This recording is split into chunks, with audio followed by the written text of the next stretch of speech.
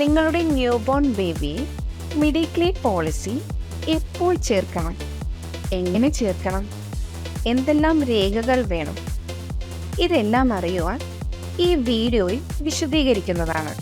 അവസാനം വരെ കാണാൻ മറക്കരുത് കേട്ടോ.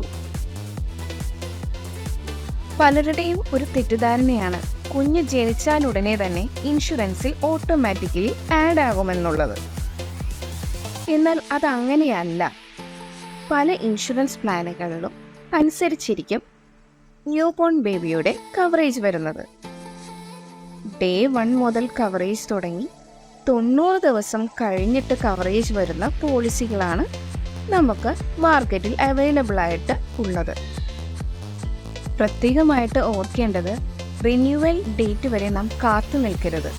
എത്രയും പെട്ടെന്ന് തന്നെ നമ്മുടെ കുഞ്ഞിനെ മെഡിക്ലെയിമിൽ ആഡ് ചെയ്യാൻ നോക്കണം. റിന്യൂവൽ ഡേറ്റ് വരെ കാത്തു നിന്നാൽ അതിൻ്റെ ഇടയിൽ കുഞ്ഞിന് എന്തെങ്കിലും ഹോസ്പിറ്റലൈസേഷൻ കേസ് വന്നു കഴിഞ്ഞാൽ ക്ലെയിം റിജക്റ്റ് ചെയ്യാനും ചാൻസ് വളരെ കൂടുതലാണ്. കുട്ടി ജനിച്ച ഉടൻ തന്നെ ഇൻഷുറൻസ് കമ്പനിയെ അറിയിക്കുക. അവർക്ക് ആവശ്യമായിട്ടുള്ള ഡോക്യുമെൻറ്റ്സ് സബ്മിറ്റ് ചെയ്യുക. അഡീഷണലായിട്ട് പ്രീമിയം അടയ്ക്കേണ്ടി വരുന്നത് നാം അടയ്ക്കുക. അവസാനമായി അവർ തരുന്ന എൻഡോസ് ചെയ്ത, അതായത് കുട്ടിയെ ആഡ് ചെയ്ത പുതിയ ഇൻഷുറൻസ് പേപ്പർ നാം കൈപ്പറ്റണം.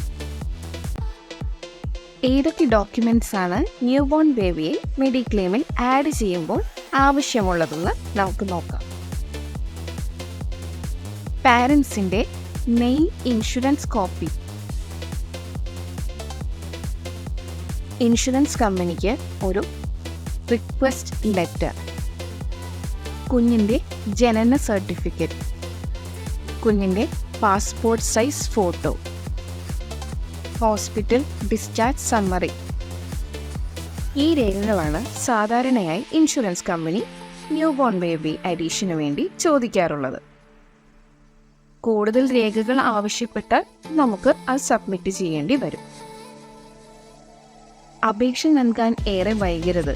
പലരുടെയും പ്രശ്നവും അതുതന്നെയാണ്. കൃത്യസമയത്ത് ന്യൂബോൺ ബേബിയെ ആഡ് ചെയ്യാൻ മറന്നു പോകാറുണ്ട്. നിങ്ങൾ എടുത്തിരിക്കുന്ന മെഡിക്ലെയിം പ്ലാൻ അനുസരിച്ചായിരിക്കും ന്യൂബോൺ ബേബിയുടെ കവറേജ് ഇൻഷുറൻസിൽ സ്റ്റാർട്ട് ചെയ്യുന്നത്. ഈ വീഡിയോ ഉപകാരപ്രദമാണെന്ന് കരുതുന്നു. നിങ്ങൾ പുതിയ മാതാപിതാക്കളോ അല്ലെങ്കിൽ അത്തരം ആരെങ്കിലും നിങ്ങൾ അറിയുമെങ്കിൽ ഈ വീഡിയോ തീർച്ചയായിട്ടും ഷെയർ ചെയ്യുക. കൂടുതൽ ഇൻഷുറൻസിനായിട്ട് ഈ ചാനൽ സബ്സ്ക്രൈബും ചെയ്യാൻ മറക്കരുത് കേട്ടോ.